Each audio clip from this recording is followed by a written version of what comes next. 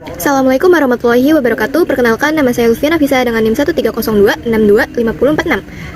Saya akan mempresentasikan proyek UAS Landasan Pendidikan yang bertema aliran empirisme dan konvergensi dengan subtopik hasil tes IQ seorang anak. Terdapat ringkasan materi pada subtopik kali ini, yaitu konvergensi menekankan bahwa potensi bawaan saja tidak cukup, melainkan lingkungan, pendidikan, stimulasi, pengalaman belajar juga sangat penting. Keberhasilan dalam tes IQ bukan murni genetik atau murni lingkungan, melainkan hasil dari konvergensi kedua faktor tersebut. Learning outcome. 1. Menganalisis hubungan antara faktor hereditaritas dan lingkungan terhadap perkembangan individu dengan menggunakan studi kasus atau temuan empiris untuk menjelaskan interaksi keduanya.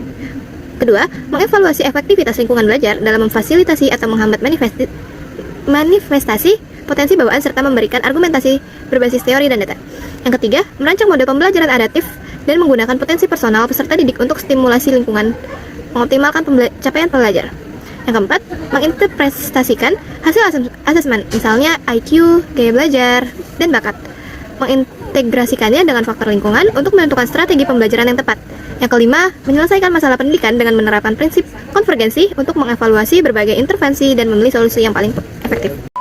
Pakai lensa kelas. Lala, kenapa sih? Jam itu buat kalau jam berapa? Kalau jam berapa maksudnya? Untuk tahu, untuk bermain-main atau sehari 2 kali. Dari cuplikan video tadi terdapat latar belakang, yaitu anak bernama Lala mendapatkan dukungan penuh dari keluarga, seperti tersedianya fasilitas belajar yang memadai, suasana rumah yang kondusif, perhatian dari orang tua, serta mengasah kemampuan dengan ke dokter dan psikolog. Kombinasi antara faktor bawaan hereditas dan faktor lingkungan membuat perkembangan akademik maupun kepribadian anak menjadi optimal. Teori yang mendukung dari latar belakang yang sudah dijelaskan. Menurut CERN 1938, pembelajaran yang efektif tidak hanya tergantung pada potensi dasar peserta didik, tetapi juga pada bagaimana lingkungan pembelajaran dirancang untuk memfasilitasi lahirnya kemampuan terbaik mereka. Sebagaimana ditegaskan dalam gagasan konvergensi, yaitu faktor hereditaritas dan lingkungan. Berbagai pendekatan yang dikembangkan dalam penelitian terdahulu menunjukkan bahwa siswa dihadapkan pada situasi belajar yang menantang dan terstruktur, kemampuan bawaan mereka berkembang lebih optimal. Lingkungan belajar yang berorientasi pada pemecahan masalah terbukti mampu mengaktifkan kemampuan analitis dan kreativitas siswa, khususnya ketika masalah yang disajikan berhubungan dengan kehidupan nyata. Pada saat yang sama, strategi penemuan terbimbing menyediakan arahan yang memungkinkan siswa mengeksplorasi konsep-konsep yang kompleks tanpa halangan fokus, sesuai temuan mengenai efektivitas dalam pembelajaran fisika. Kemandirian belajar juga memainkan peran penting. Ketika peserta didik diberi ruang untuk mengatur ritme dan strategi belajarnya sendiri, mereka menunjukkan peningkatan tanggung jawab dan kemampuan regulasi diri, sebagaimana ditunjukkan oleh peningkatan hasil self-directed learning melalui e-learning. Lingkungan digital yang terstruktur namun fleksibel memperkuat kemampuan tersebut. Pendekatan integratif seperti STEM pun memberikan kesempatan bagi siswa untuk mengembangkan cara berpikir sistematik dan kontekstual. Model pembelajaran fisika berbasis STEM yang dikembangkan Serafina dan rekan terbukti mampu menyediakan lingkungan belajar yang kaya dan relevan. Dengan demikian, rangkaian temuan ini memperlihatkan bahwa perkembangan peserta didik muncul sebagai hasil interaksi harmonis antara potensi internal yang ada dan lingkungan belajar yang dirancang secara tepat. Sejalan dengan prinsip bahwa hasil belajar terbaik terjadi ketika nature dan nature saling memperkuat. Menurut Bernard 1961 dan CERN 1938. Input masalah pada subtopik ini adalah sejauh mana dukungan lingkungan seperti keluarga dan sekolah mempengaruhi pengembangan potensi anak yang pintar. Faktor apa saja yang menjadi kendala atau hambatan meskipun anak memiliki kecerdasan yang tinggi dan dukungan lingkungan yang baik? Apakah sifat bawaan anak, misalnya pendiam, aktif, dan mudah beradaptasi mempengaruhi cara belajarnya? Terdapat proses penyelesaian masalah pada subtopik kali ini.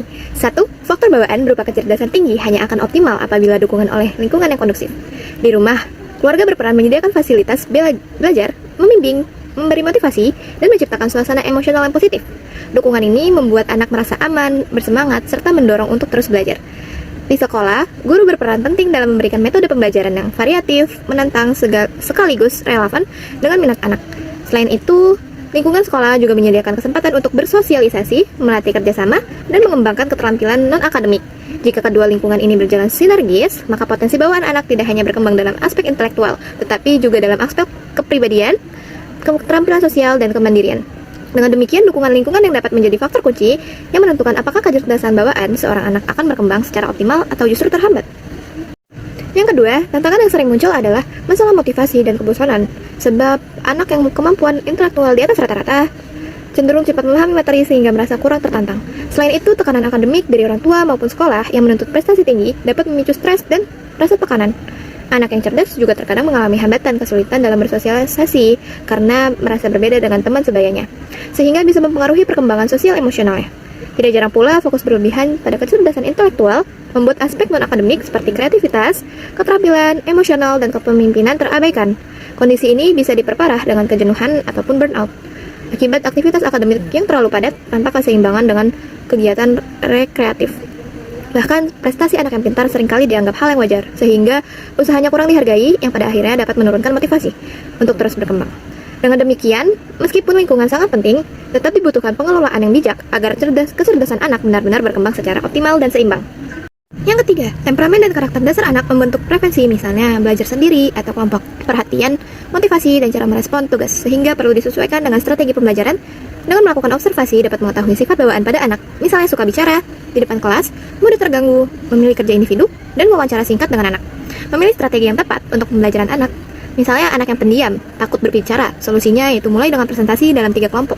Dalam kelompok, 3 orang setelah nyaman, tingkatkan ke kelompok yang lebih besar.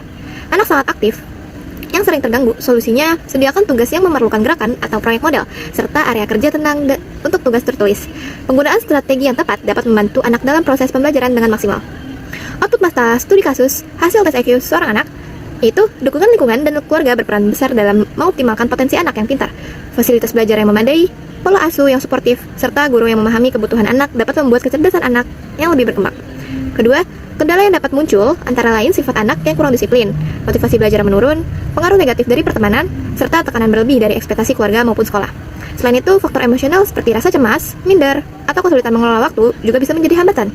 Dan yang terakhir, anak pendiam cenderung lebih nyaman dengan tugas individu dan butuh dorongan untuk berpartisipasi dalam diskusi kelompok. Sedangkan anak yang aktif lebih mudah belajar melalui kegiatan praktik dan gerakan. Oleh karena itu, strategi pengajaran dan pola bimbingan sebaiknya disesuaikan dengan temperamen anak agar proses belajar lebih efektif. Terdapat feedback pada studi kasus kali ini.